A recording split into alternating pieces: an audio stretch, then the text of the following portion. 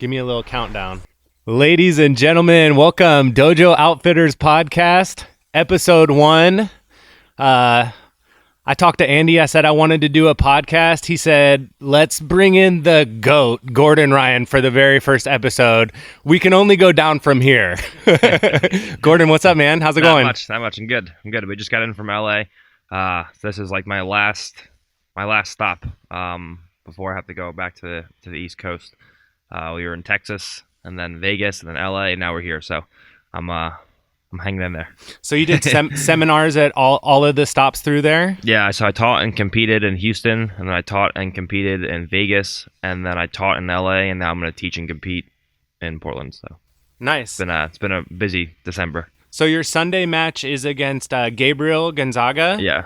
What do you think about that one? He's definitely a big, strong guy. He used to be very good in his prime at Jiu-Jitsu and fighting. But I just think like an EBI's rule set favors me. It's a 5-minute match, so it's likely to go overtime on all these matches. But I just think that an EBI overtime rules match favors me so heavily that I think it's going to be a pretty straightforward match, especially with the overtime. What do you think the best rule set in Jiu-Jitsu is right now? What the best rule set is in terms of what? For me, or in terms of for spectators, or in terms of transition to mixed martial arts? I guess I would say both for you and then for the spectators too. So for me, I like EBI and no time limit matches because those are the two only rule sets where only the athlete determines what the outcome is. Like the refs can't. No third party can determine who the winner is. Like the ADCC rules or IBJJF rules, or even judges, like submission only 3 judges. There's always that chance where the refs can decide who wins. Whereas with EBI rules and no time limit rules, only the athlete can decide who wins. You either win by escape time or ride time, or by submission. So those are the two that I like the most, and that actually will force people to do jiu-jitsu. Right. Now, from a spectator point of view, I'm pretty sure the numbers say that EBI rules are the most spectator friendly. I think that EBI 10 had by far more views than any jiu-jitsu event pretty much ever in history. So from a spectator point of view, I'm pretty sure the EBI rules are where it's at.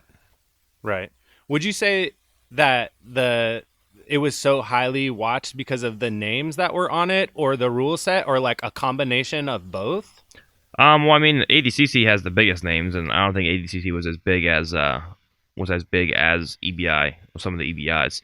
And Eddie Bravo was smart. Eddie Bravo made mismatches in most of the matches. So you had like 2 really good guys that you wanted to see, and then like a bunch of like purple and brown belts who like you would make highlight reels out of, and then like you'd have good matches running up to the finals, and the finals match would be kind of slower, but it didn't matter because there's 2 guys who you wanted to see fight. It was like me and Craig, or whatever the case is. Or Eddie and Gio, or whoever. So he was smart in that regard. So I think it's partly because of the backing that Eddie Bravo has with the UFC, but also partly because of just the overtime rules are exciting. Like it puts you in places where submissions will happen. Like submissions for us are like knockouts for boxing. So that's like pretty much the most exciting thing that can happen in our sport is a submission. What would you say to, like, I always hear people complain, like it's always the dudes who lose too, that they're like, oh, that guy never would have got my back, or oh, that guy never would have got my arm. Well, yeah, maybe, but you also got to start with his back or his arm. Like, it doesn't make any sense. That argument doesn't make any sense because you both start in the same position. Like, you both have equal amount of opportunity to finish the other person. So it really comes down to who's better at escaping and defending those certain positions. It's just like anything else. It's like the issue is most people just like jump past your guard, hold you for 3 seconds, and then stall the rest of the match. Whereas now you have to actually be able to finish someone from the back or finish someone from the arm and defend and escape at the same time. It's a different game, and if you don't practice the rule set, you're not going to be good at it. Right. Do you think IBJJF should change their rule set? Yeah, I think a couple things specifically.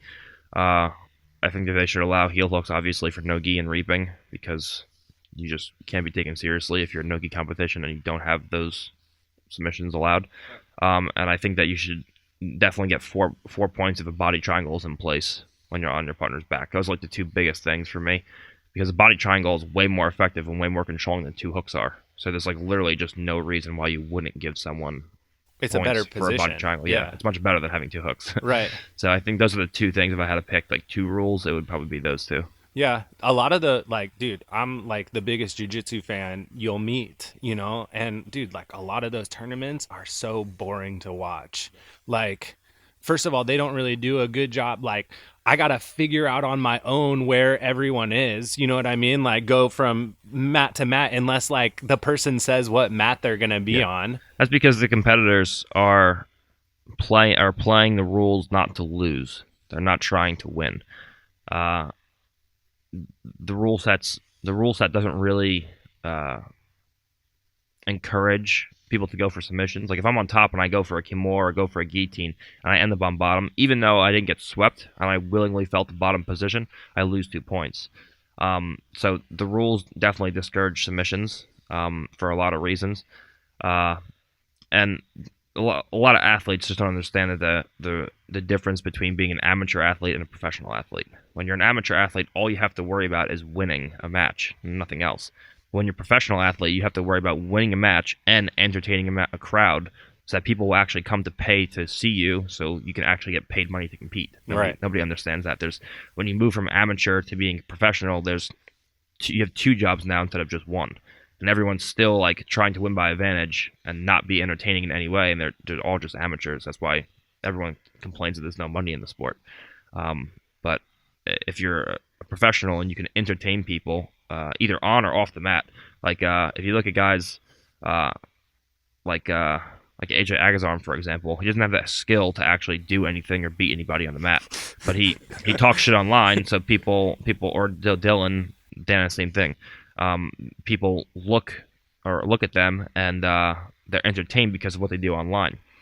Then if you look at someone like Gary Tonin, Gary doesn't really talk shit online, but he's so entertaining in the mat that everyone's going to tune in to watch him. But historically, the people who get paid the most money and people who are remembered the most are people who can both perform athletically and also talk shit. If you look at Ali, Tyson, Mayweather, McGregor. People who can back up their skill, talk shit, be entertaining outside of the cage or outside of the mat, but also have the skills and knowledge to perform and actually win, big matches. Right. Well, you were just at the UFC, right? Yeah. You went to the last 2, right? The last, I don't know. The 45 and 44, right? Yeah. Because 44, dude, that has to be the best Instagram video I've ever seen in my life, when the dudes were up in the stands fighting after and I was commentating. And you were like yelling about wrist control or hand control or something. Dude, like I was like, it was late at night and I was literally laughing by myself. It was so funny. Yeah. Someone, the guy messaged me. I don't know if I ever answered him. I definitely should have. But he's like, yo, do you have that video? Like, it disappeared off my story. He's like, yo, do you have that video from the other night of the guys fighting? That was me in the fight.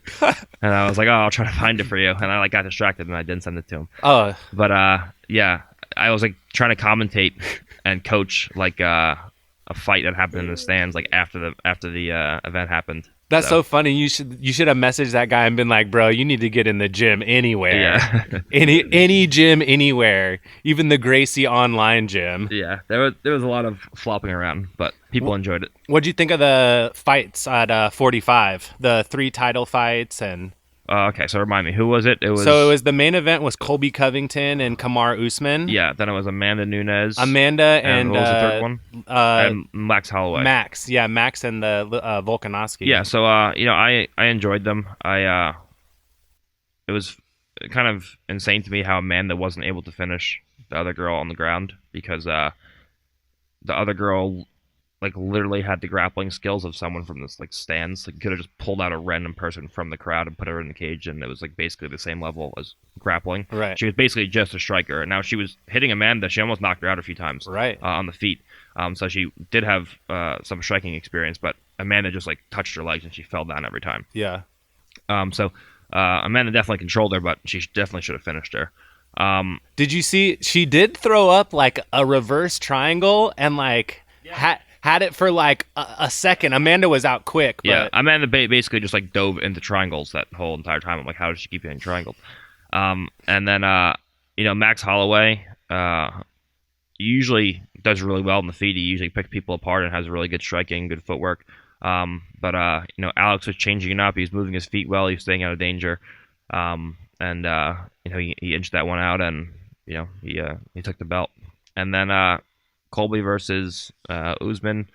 Another exciting fight. Colby, early on in the fight, you kind of got the feeling that Colby was getting hit with that straight right hand a little bit too much.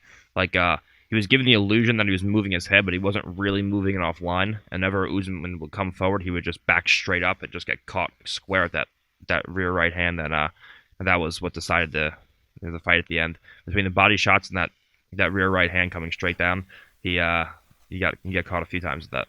Okay, what do you think about Colby's entrance music, though? Like, I think that's like the most legendary entrance music I've ever seen from anybody. Yeah, that was good. But Usman was up there, too. Like, Usman came out all relaxed, and he was, like, dancing to the music. Took him, like, 20 minutes to walk out. So, the Colby's was good, but Usman was also up there.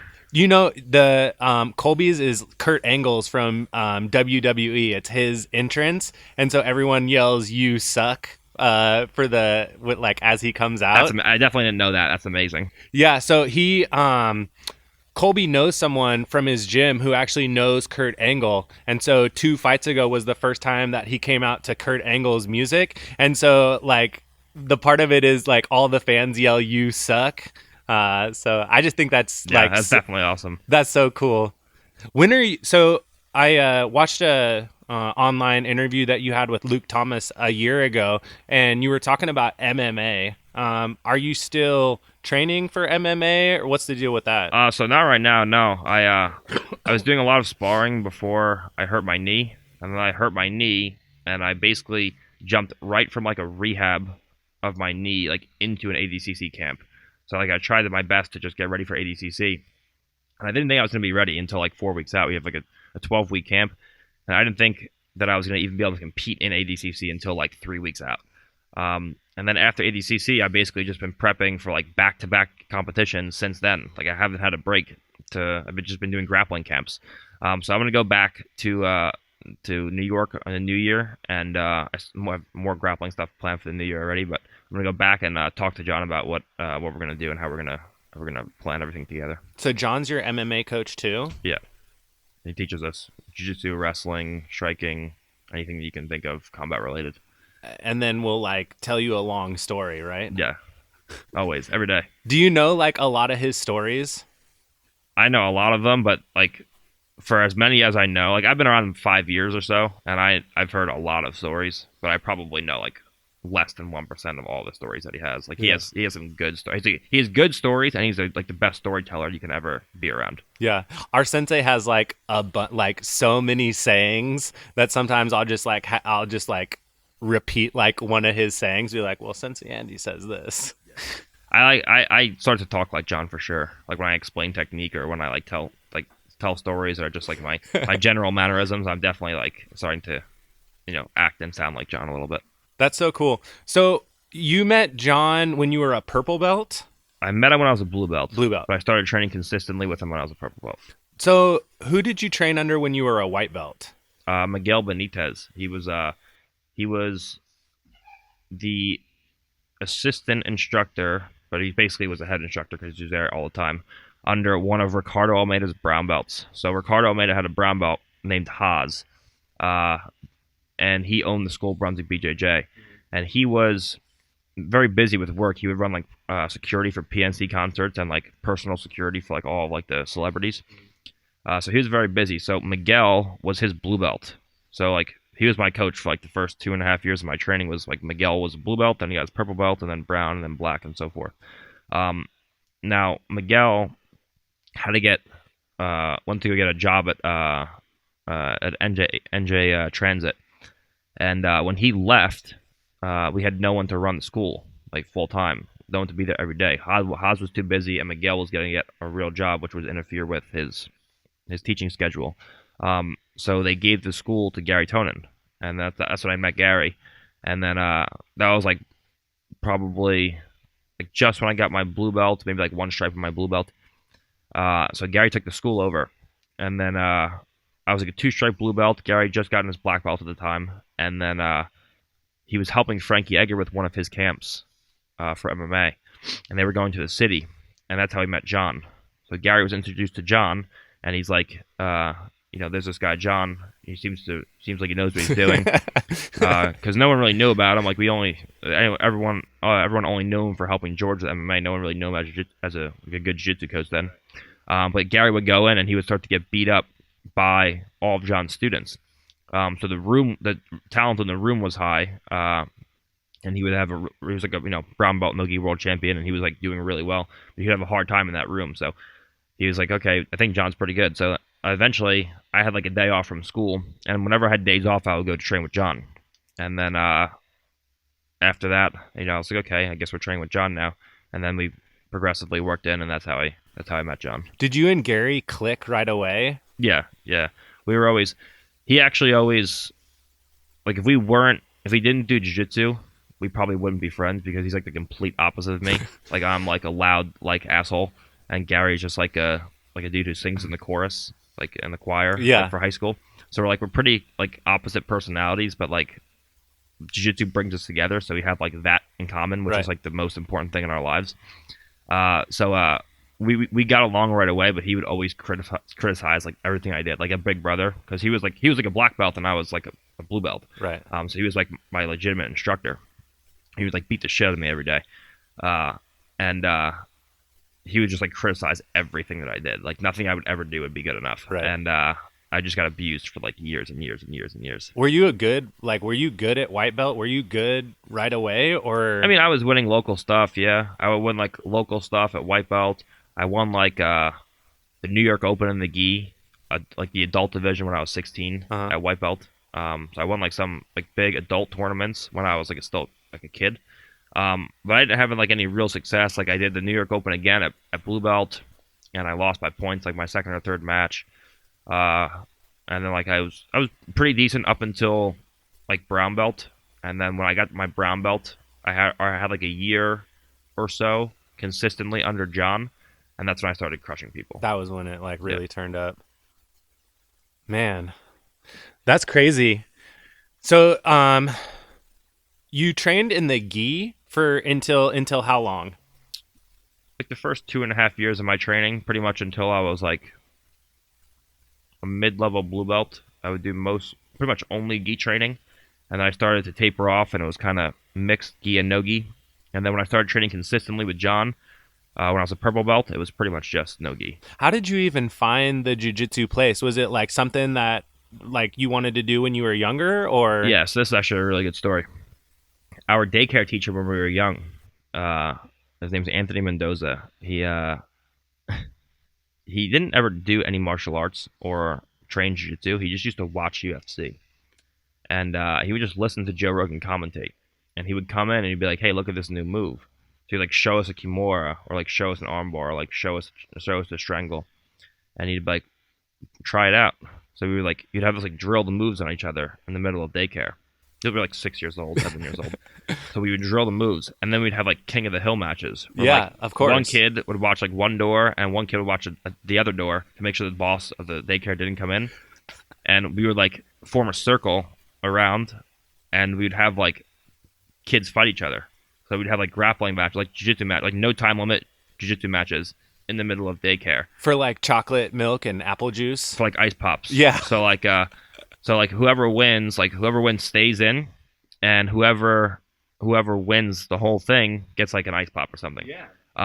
So we had like this makeshift jiu-jitsu class where he would like show us like a shitty kimura, like a standing kimura, like locked the wrong way, like, and then we would like practice it for like 10 minutes. We would try it, and then we try to use it on each other. And I was always the one beating up my friends, so I like loved it. And then like eventually I watched UFC when I was like 7 years old. It was like a Hoist Gracie tribute. So they did like a rerun of like the early UFCs. And the first match I ever saw was Hoist Gracie versus Keith Hackney. And I watched it and I was like, that's what I'm going to do when I get older. So I was like 7 years old with no plan. But I'm like, that's what I'm going to do. So then when I was like 13, 14, 15, I was like training at like some like shitty MMA schools. So, like I was on and off. I'd go in for like 2 weeks where I wouldn't like it, and then I would try somewhere else and I wouldn't like it, and I would go somewhere else and I wouldn't like it. but nothing really consistent. I would just, had maybe a month of inconsistent training. And then when I was 15, I was shopping with my mom and I saw like Brazilian Jiu-Jitsu. And I was like, let me try this place. So we walked in and it was Haas was there, Miguel was there. I tried a teens class. And then, everything from there is pretty much... The rest is history. The rest is history. I started off at 15 as a white belt and then I moved from there. So you got your black belt in 5 years, right? 5 years, yeah. That's 15 to 20. How often were you training? So when I was in high school, I was training once a day, like 5 times a week. I wouldn't even train on weekends. When I graduated high school, I worked full time, 40 hours a week, throwing grass bags into the back of a truck, so I could save money to get to the city. So I would work full time and then train. I was training weekends back then when I was like a blue purple belt. So I would work full time during the day and then train 7 days a week at night. And then when I started consistently training like a late purple belt as a real like professional athlete, where I was a full time athlete, I would train 2, 3, 4, 5 times a day, from like purple belt on. So that's when I started to like really train multiple times a day from like purple to brown belt. That's where like with John, that's where like my biggest progression came from. And then at brown belt, like I was like a full time athlete, like serious about it. And then I started to win everything. So when you train so many times a day, like, do you have a certain recovery that you do, or like what's your... No, I just kind of play it by ear. I'm still young, so that helps. Right. But if I feel beat up, I'll take a session off. I'll miss a lifting session. I'll miss a early morning session for jiu-jitsu if I feel like I'm really beat up. But for me, it's mostly just not going balls to the wall every session. Like if you feel like you're just not having a good day, if you feel like I feel like I'm beat up, I'll just let people beat me up. Like I won't wrestle hard, or I'll let people pass my guard and just work out of submissions. Like you kind of gotta gauge it. You can't just try to win every single match of every single session, otherwise you're gonna burn out. So for me, I kind of just gauge my sessions, and if I'm feeling tired, then I kind of just let people beat me up, do what they gotta do, and just make it through a session. So I'm not training hard, but I am training. Like I don't have to train hard every session, but I do have to train every session, I feel. So just managing it that way, and if you feel like you're tired or beat up, just don't go as hard in that one session. Does Sunny help you with that? Yeah, for sure. She tries to make sure I have enough sleep, which sometimes we kind of butt heads because like I'm kind of like a go person, but like I also, like, especially with like the lifting and the eating, like trying to build muscle mass, like you need proper sleep. But I'm just like, she's like a super early morning person, so like she wants to get up at like 6 a.m. and go to the gym, whereas I'm not at all. Like I'm a night person, so like I want to sleep as long as I can, and then once I'm up, I'm up. So like I'll go from like 7 in the morning if I have to, but then once I'm awake, I'm awake. I won't go to bed until 5 a.m. if I need to. Whereas she just wants to get up early and go to bed early, so we kind of like butt heads on the sleep schedule sometimes. But she definitely is a big help. She tries to keep everything in order, all my meals in order, my lifting in order. She helps me a lot. Well, yeah, you had a big, like, once she came along, you had a big body transformation. You added a ton of muscle. Yeah, I pretty much are just eating cheeseburgers, and I pretty much are just eating cheeseburgers and McDonald's cheeseburgers. What's up with that, dog? Yeah. Dude, McDonald's is good. But actually, the last time I had Five Guys, I got food poisoning for like 5 days, and I was really sick. So McDonald's has never steered me wrong. Dude, McDonald's hurts my stomach. A fun fact, like when I was in high school, I just got my car, and I had like this senior option, it was called, where if you had a job, you can get out of school at 12:30 instead of like 3. So I would get out early, and every single day of senior year, I would drive to McDonald's and eat like 2 or 3 Big Macs at a time. Like, so every day of senior year in high school, for like 9 months straight, I had a Big Mac, like at least 1 or 2 Big Macs. Dude, a Big Mac would hurt my stomach right now. I'd be in some pain. Sometimes I'm okay. Sometimes it does upset my stomach, but most of the time I'm okay. If I'm eating super clean, like if I'm cutting weight or something, or if I'm just trying to be like on point with my diet, and then there's like a 2-month or a month span where I have like really clean food and then I eat McDonald's, I'll just be destroyed. Yeah. But if I'm like on an off season, or I'm not really like watching what I eat. Like I'm traveling like this, and I'm eating like shitty like bacon, egg, and cheese sandwiches from like Starbucks in the morning or something, and then I have like a Big Mac, then it's usually fine. I can usually adapt pretty well. I can't eat any of the food from Starbucks. That'll turn me into it'll be bad Yeah, news. I'm usually okay with Starbucks stuff. Dude, even the banana bread gives me heartburn. I love banana bread, and I'll get the Starbucks banana bread, boom, heartburn right away. Yeah, Nat loves Starbucks. I never had Starbucks really until Nat was like a coffee fanatic, so she always goes to Starbucks. I'm always like eating like the little lollipops that they have and like the little egg bites. So You drink coffee? not too often. She tries to make me drink coffee to keep my metabolism fast so I can eat more food because like eating is a full-time job. But it's I don't know. Walk me through what you eat a day-ish. I mean, I know it's not quite the same every day. Yeah, so in general, like when we are on a routine and we're not traveling like this, it's usually we eat on regularly we eat every 3 hours with some kind, usually like 6 to 8 ounces of some kind of meat, and then 6 to 8 ounces of some kind of carbs, like chicken and rice, steak and pasta, stuff like that. So we do every 3 hours from the time we wake up to the time we go to sleep. And then we're on the off season, we try to do a meal every 2 hours and snacks in between. So like we'll have like a protein shake after training and then eat. So basically I'm just like full constantly. I can't, ever since I got staph like one time ever in my life when I like a couple of years ago. And ever since then I've just like repeatedly gotten staph, and the antibiotics messed up my stomach so much to the point where I was like so nauseous for like 6 months straight that I like couldn't do anything. I like had to get like prescription and like anti-nausea medicine, and just like mentally I'm like still scarred. Like every time I eat, because I would just eat, I would like have to eat food, but every time I would eat I get super nauseous, so I like wouldn't be able to do anything.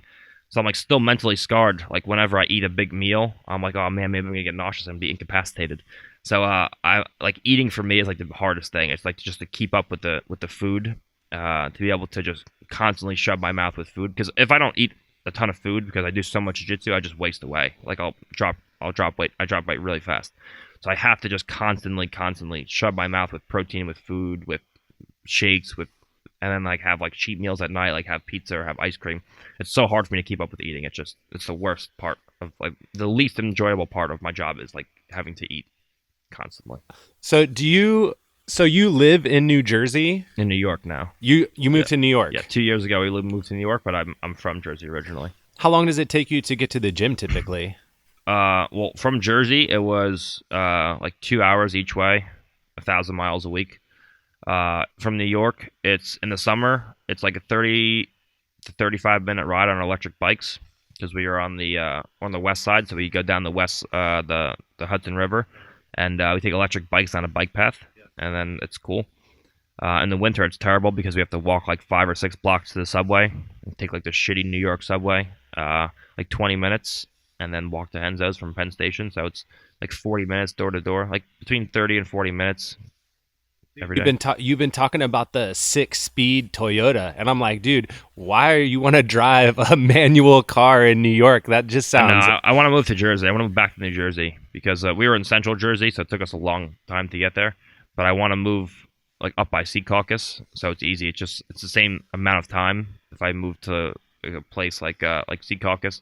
It's only a 10-minute train ride to Henzo's. So if I move from Secaucus or 10 minutes away, I drive 10 minutes to Secaucus and then 10 minutes to Penn Station and then a 5-minute walk. It's the same amount of time I'm doing right now. Bro, everyone knows you're a Tundra guy. I like the Tundras. I've driven the Tacoma and the Tundra pretty extensively. I have a lot of experience with both. I just rented the Tacoma in Vegas and drove it for like 5 days. And my buddy has the 1794 edition Tundra, like the super nice Tundra. I really like the Tundra. It's bigger than I need for every day. Like it's much more roomy. Like I feel like a boss when I'm driving it. Essentially, like you feel like you're a man when you're in the Tundra, and you feel like a kid when you're in the Tacoma. But I just don't need a truck that big for every day. Number one, and number two, I really like manual transmissions. And I also like to customize my cars. The Tacoma is just more customizable. The 6-speed was a big thing for me. I love 6 speeds. Or I love manual transmissions in general, and even driving into the city, like I had a Subaru Forester that was manual, and I drove through the Lincoln Tunnel every day, and I still preferred the manual over the automatic. But between Tacoma being a perfect size to drive like around the city and park, and drive into the city if I have to, and park it in parking garages, and being the 6-speed was probably the big two selling points for me. What do you think the best place to eat in New York is? That's not a question for me. I don't really.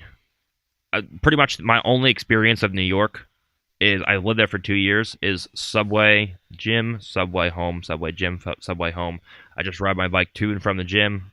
I go to Lifetime Fitness, and then I go home. But one of my favorite spots is Nobu. I love Nobu on 57th Street. It's like a really, really good fish place.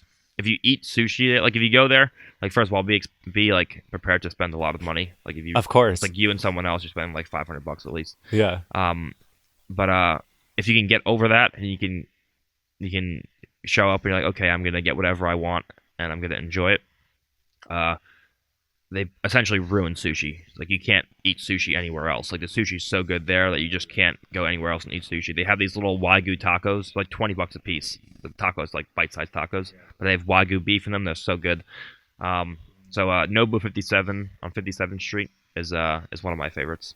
Do they have acai bowls in New York? They do, yeah. The more and more popping up now. I obviously it's nothing like real acai from Brazil. I hear. I haven't been to Brazil, but I hear it's nothing close. But they do. They're coming out with like all these like juice shops in the summertime. How have you never been to Brazil? Because I really have never had a reason to.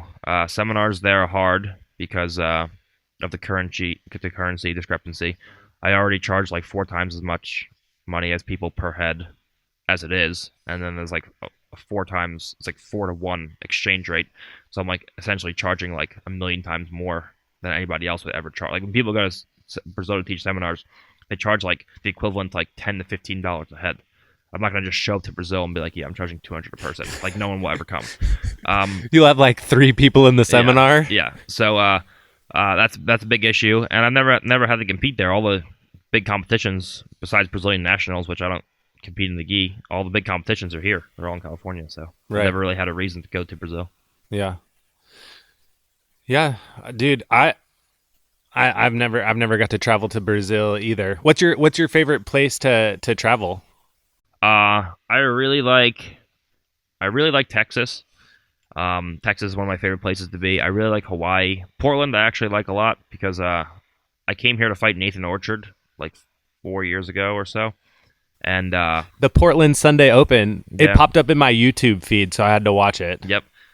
So I was here with my mom, and because she wanted to come to Portland to see what it was like, and we like, did a bunch of mom things. So like prior to the event, we like rented a car, and she like just took us. She was like my tour guide. She just like toured me all around Portland. So I really liked Portland. So probably my top favorites would be Dallas, Hawaii. I really like. San Diego I really like, and Portland I like. What everywhere in Hawaii or any island? Pretty much everywhere. Yeah. I mean, I like nature. So anywhere where there's like mountains or volcanoes or forest or jungle, like I'm pretty much a fan of. Does it feel good to see your brother doing as good as he's doing? Yeah, I mean he fucking should be. He dropped out of high school at 14 and he just trains full time like the last 4 years. So if he wasn't doing this good, I don't know what the fuck he would be doing.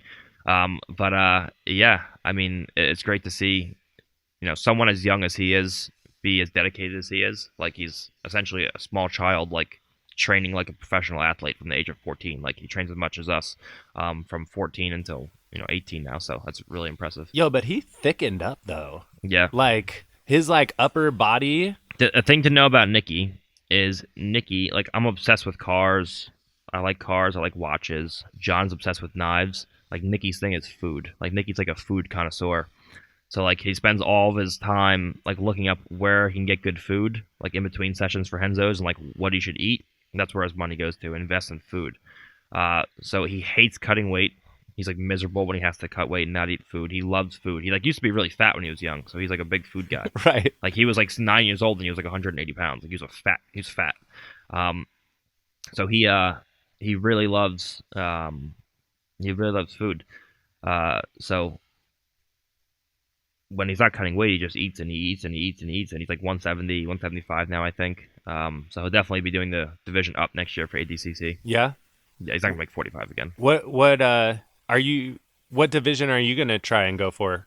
So if they let me do my division, I'm gonna do 217 again, probably. Maybe 2023, I'll do plus 99. But for right now, I'm not gonna be big enough to do a plus 99. I'll do minus 99. Has there ever been a 3-division winner? No, you can't win 3 divisions. Oh, what I mean is like someone different years winning different weight classes. Different weight classes? No, I think 2 division. I think there's 3 people to win 2 divisions. It's me, Jeff Monson, and Yuri. They're the only 3 people ever to win 2 separate weight divisions. But a 3-division winner, I don't think so. So you could go for that maybe in 2023? Yeah. Are they going to let you wanted a super fight, right? Well, I have the super fight with Andre if he shows up, yeah. For the next ADCC? Yeah. So typically the winner of the absolute fights the super fight champion, which I'm going to do, but I also want to do my division. I can't do the absolute because if I win the absolute, then there's no absolute winner to fight the super fight winner. Right. Like, I can't fight myself. Right. But I could potentially do my weight division. So if I can do my weight division and the super fight, that would be awesome. Dude, one time I was watching a YouTube video of Andre, and I sent it to my professor because I was like, dude, he's like doing this move. But the title of the video was like something about like guy with steroids beating everyone. And my sensei goes, nah, he's not on steroids. He's just better than everybody. Yeah, yeah, he is. I mean, he's had a really impressive career. I think he's got 6 world titles and 6 ADCC gold. So, I mean, that's, pretty much better than everybody else besides like Buchecha and Hodger. I mean, who else really is more impressive than that? Is that your like dream matchup right now? Galvao? Yeah. Yeah. I mean, it'd be nice to face him just because I haven't already faced him. But I mean, at this point, I don't really have any dream matchups. Like everyone's pretty much just I want to fight everyone, just like I've always wanted to fight everyone. For me, I'd like to run back some of the matches of people I haven't submitted and submit them. The big new project for me is to have more of hybrid rule set matches with wrestlers. Now I feel like it's a new challenge that I haven't tested myself in. Like jiu-jitsu guys, I've beaten all the jiu-jitsu guys. Right. I want to do like hybrid rule sets with these wrestlers to really test my standing ability and to sharpen up my standing skills. I think that's the next big test for me. Yeah.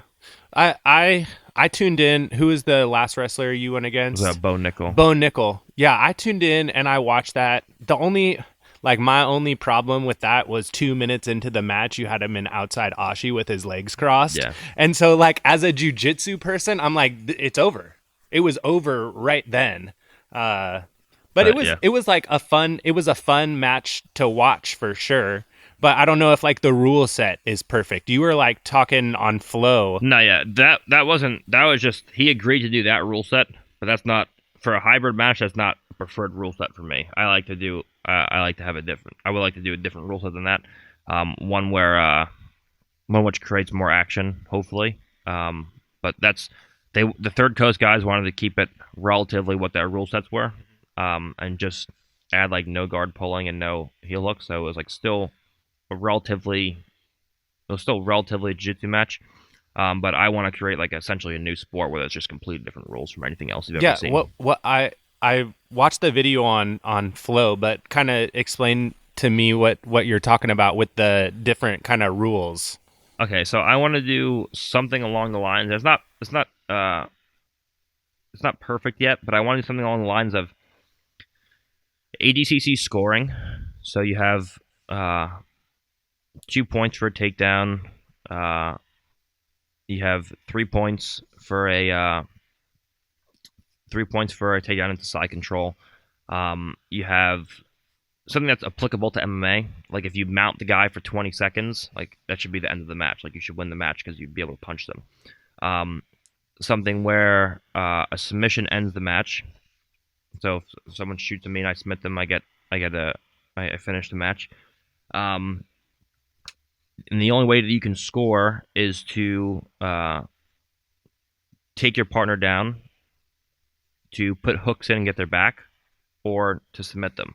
And now, the issue is, a submission is so golden because it ends a match, it ends a fight. But if you only do one submission to a finish, will it make the wrestler hesitant to shoot, is the question. Yeah. I'm going to play around with some rule sets and experiment. What if you changed it to where a submission was just a point, for example? Or where you could only do certain submissions. So like you couldn't guillotine someone. Yeah, or... you could do that, but then it makes it less applicable to a real sport and less applicable to mixed martial arts. Yeah.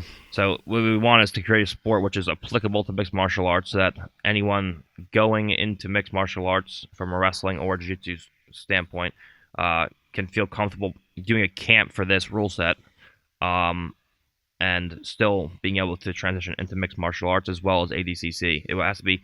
I want it to be ADCC scoring, so the high-level guys will do it, because if they're preparing for an ADCC camp, they won't have to take time away from preparing for ADCC rules to prepare for a completely different rule set. So it's ADCC scoring, but with a few different changes that will slightly alter the rules. Would you kind of be like the Don King of the promotion type thing? Are you looking to like run something like that? I think so. I think I've actually been talking a little bit to Ben Askren about it, like running an event with Ben Askren where he promotes the wrestling side and I promote the jiu-jitsu side.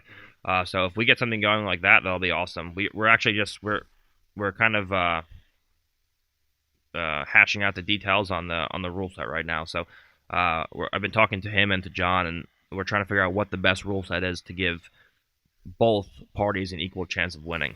Dude, I love Funky Ben. Yeah, he's the best. He's a good he's like online to me, he's like so funny. Like the whole how he called Usman Marty. Yes. Like and how he was going back and forth with Jorge Masvidal. Like, dude, I instantly fell in love with him right from them. Like I knew about him, but as soon as he came into the UFC and like started like being funny and like saying witty things, like I was just like, oh, this guy is awesome. Yeah, he's a cool dude. You also have you're really good on social media too. Yeah. I don't really do the funny stuff. I just like more crush people with facts. Like I just like, it's to the point now where people just like ignore factual information. So that's like my whole thing is anyone can talk shit. Like Ben does it in a really good way because he's funny about it. Like he's he's talking shit, but he's also like a comedian. Whereas I'm not really funny, but everything I say is true. Right. Like people talk shit, but they just say things that are just completely outlandish. Like Dylan saying he's gonna beat up John Jones. Like no one believes that. Like that would never happen. But everything I say is real. Like I believe everything I say, and everything I say is actually backed by factual information. So how many DMs do you get a day? It depends on how many stories I post, because a lot of them are story replies. But if I post I'll say five stories on average, I'll probably get like 200 DMs per day. Yeah, that's crazy. I'll probably and like not all of those aren't story replies. So like if I didn't post any stories and I was just messages, probably like 50 messages a day. That's cool. You're cool about like responding too. I try. Yeah, it's impossible to respond to everyone. Obviously. Like once I got over 100K, it was like impossible to respond to everyone. And then once I got like over 150K, like 180K, it was like hard to even manage, like to even like look, like not even respond, to just look for important messages. Right. Of like people trying to sponsor me or something. It was like just impossible to even like just manage the messages. And now I'm like almost at 250K, and it's just like you gotta be like really be on top of it to like you gotta search through and constantly look like pretty much all the time to like try to respond to people and to look for anything that's overly important. Bro, this guy sent you like some legendary like pencil drawing of you the other day. Yeah, that was really good, bro. So that guy he actually paid an artist.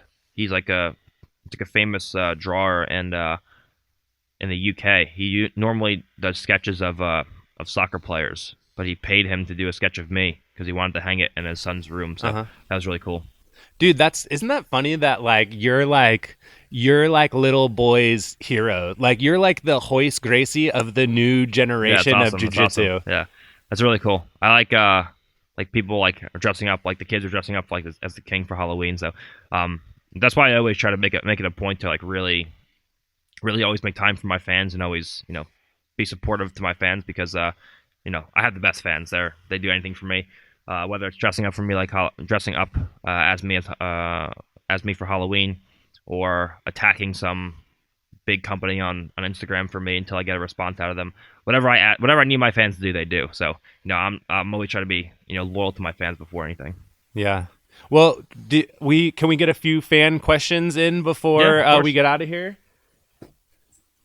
Everyone else, for the next episode, if you want to get your name shouted out on the episode and have someone awesome answer questions for you, we'll put a link up again. And yeah. All right. So, hey, and I don't want to see anybody saying anything about me mispronouncing these people's Instagram names. Holy. Like, you know what I'm saying? Like, you ever look at someone's Instagram name and be like, I don't know, dog. I'm just going to have to call you by your first letter. That's just a bunch of names, yeah. Just a bunch of letters in the name. Yeah. If there's more than 4 numbers, like, I'm out. Yeah. Like, if you got 4 numbers, I'm out. Okay, so J Doman 16 asked, how do you mentally prepare for every match? So for me, I try to just make it as close to training as possible. My whole game is based around the ability for me to think clearly. I'm actively thinking in my matches. Like a lot of people pump themselves up and they're smacking themselves in the face. And they're just pretty much moving instinctually, whereas every move that I do is calculated, and the only way that I can stay calculated is to have a clear mind. So I try to keep myself as calm as possible, and just try to relate it as much as I can to a normal training day. At the end of the day, what you're doing is the same thing you do every day, just in a different setting with people watching you. All the things that are different don't matter. The lights don't matter, the crowd doesn't matter, the setting doesn't matter. When it comes down to it, it's you versus somebody else on a mat, just like you do every day. So for me, I try to keep as calm as possible and to have a clear mind so I can actively think about what I'm doing in the match. What do you tell people who get super nervous? To compete a lot. The only way that you can really, for me at least, was to deal with my competition anxiety, because everyone has it. I have it. I still get nervous before matches. That's just how it is. But the only way to really manage that is to envelop yourself in it and to compete as much as you can. You show up to competitions and you compete, and then you get used to it, and you normalize it. For me, going out and competing like every weekend if I could, up until black belt was like my thing. I went out and I just competed, and it teaches you how to compete. It teaches you how to play the rules, how to be tactical, how to be technical, and to just normalize the stress of competing. Manage the anxiety. Yeah. All right. Mr. Subconscious asks, do you think BJJ should become an Olympic sport? I think submission grappling should become an Olympic sport. I think like an ADCC, for example, should become an Olympic sport. It's much more applicable to mixed martial arts than IBJJF rules are. And it is, in my opinion, much more exciting than IBJJF rules are. And it's it's pretty much our Olympics. So I think ADCC is an ADCC or something closely related to ADCC, where something closely related to ADCC rules should be in the Olympics at some point. The issue is, number one, no one really everyone's just too lazy to actually push for that because we already have ADCC. And number two, they have relatively strict drug testing, so none of the guys would show up to the Olympics. ADCC would still be the Olympics because there's no drug testing. But most athletes in the Olympics are not clean athletes. Everyone thinks that USADA makes clean athletes. It's not true. Just because you're tested by USADA doesn't mean you're clean. But they'd have to be more clean than they would at ADCC. So that would be a big issue if the Olympics came around and was like, hey, let's do Jiu-Jitsu. It would have a lot of athletes that would have to drop a lot of weight classes. They'd be like, hey, just so you know, all these dudes are coming juiced, so no tests this time, guys. Yeah. So we just show up and there's 6 weight divisions and not one competitor gets to compete. They all just get lifetime bans immediately. All right. Evan Hassel asks, does John Danaher ever lose his cool as a coach? Yeah, like every day. Like John like will freak out, especially like when I first met him. People only know John now, but when I first met him, and this wasn't even like when I met him, it wasn't even bad. Like there's stories that I've heard of him like getting into like fist fights with students from like the early 2000s. So like when I met him, it wasn't even bad, but now it's like the best he's ever been. Now he's like got instructionals. His like he has his hip replacement. He doesn't have to teach privates. Like he used to teach like 10 privates a day. He gets to watch like good jiu-jitsu, whereas like everyone else like back in the early 2000s, like all the students were terrible because they were like lower belts. Where now he gets to watch good people do jiu-jitsu. But when I first met him, he could barely walk because his hip was so bad. So he would just be in excruciating amounts of pain all day long and miserable every single day. And I was like a retarded blue belt. Like I had no idea what was going on. So I would like do a move wrong, and he's like, "No, you fucking idiot! Like your other hand." And I'm just like, "Oh fuck!" It's like every day, like me or Gary would just get viciously attacked by John, and it still happens sometimes. Like John and Gary, like when John like yells at me, I just like put my head down and like try to do it the right way. But John and Gary like get into almost like full fist fights. Like John will like yell at Gary, and Gary will like try for like 30 seconds to like figure out what he's talking about. And then if he can't, Gary will just start screaming back at John. So like there's a screaming match going on. Like everyone else is training, and like Gary and John are screaming at each other. And like John can't get him to do the move right, like calling him a retard. He's like, "You should fucking kill yourself." And Gary's like screaming back. He's like, "I don't know what the fuck you want me to do." So like there's like almost like full fist fights between John and Gary, like pretty much weekly. And then like daily is just like not so much me anymore because I can pretty much do every move that John asked me to do. But like the lower belts, like Damien and those guys, who like aren't as experienced, like doing a move completely wrong, and John just being like, "Yeah, that was not the move at all. You're fucking retarded." That's funny, dude. Who's your best training partner right now? So different guys for different things. For wrestling, it would be a toss up between Kyle Sermonera, who's a Division I All-American and 2-time U.S. Open silver medalist. He was an Olympic alternate to Daniel Cormier. And Steve Mako, that I don't really have to introduce. When he comes up from Florida every now and then, so I get to train with him. For jiu-jitsu, it's Jason Rouse, a big training partner for me. Craig Jones is a good training partner for me. My brother Nicky is a really good training partner for me. Gary used to be, but he fights MMA now, and there's a huge weight difference there. So I'm like afraid to hurt him if I'm training with him. Not because for any particular reason. I just don't want to hurt him while he's getting ready for a camp because big guys versus small guys. There's always a chance that happens.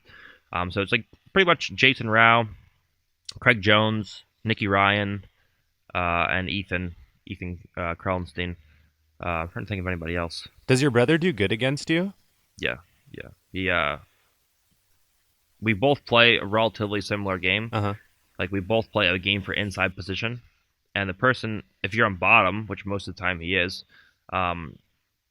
he plays inside position really well. So when I try to fight to inside position to pass his guard, I can never get a hold of him because he's almost just as good as fighting to inside position, but he's smaller than me. So he naturally has an advantage of fighting his limbs to the inside. So I can never get a hold of him. Like I always try to like go get tight to pass him, and like get chest to chest, and his always hands or his feet are in the way. Then I go to hit Toriandos, and he inverts, and he's into my legs. And then when he passes, his passing's really good. So he's like jumping side to side. He's using loose passing. He's switching back to tight passing. So if I turn it up, obviously I'm much bigger, and I'm at least for right now better than he is technically. So with the weight, the experience, and the knowledge advantage, if I turn it up, I beat him up. But I mean, it's not easy. Right. Like if we train a 6-minute match and I'm going 100%, I'll finish him maybe 2 or 3 times. And that's kind of embarrassing, to be honest. Like if I go with anybody else, like if I go with any other 18-year-old purple belt in the world, I'm going to finish him 100 times in 6 minutes. Bro, so it'd be a lot for me. And like they're like Nicky, like if you're not sleeping, like Nicky could finish me. Like I'm not going to finish him. Like, he can legitimately actually finish me. Like, if he takes my back or something, or gets to my legs, like, he can finish me. Man, well, I appreciate all the time. I don't want to take too much more of your time. So thank you so much for coming on episode 1. I wouldn't have wanted to interviewed anyone else, not even my sensei. Don't tell him. He'll never listen to this. That's guaranteed. awesome. Gordon Ryan, thanks for coming, man. Thank you, of course. Yeah.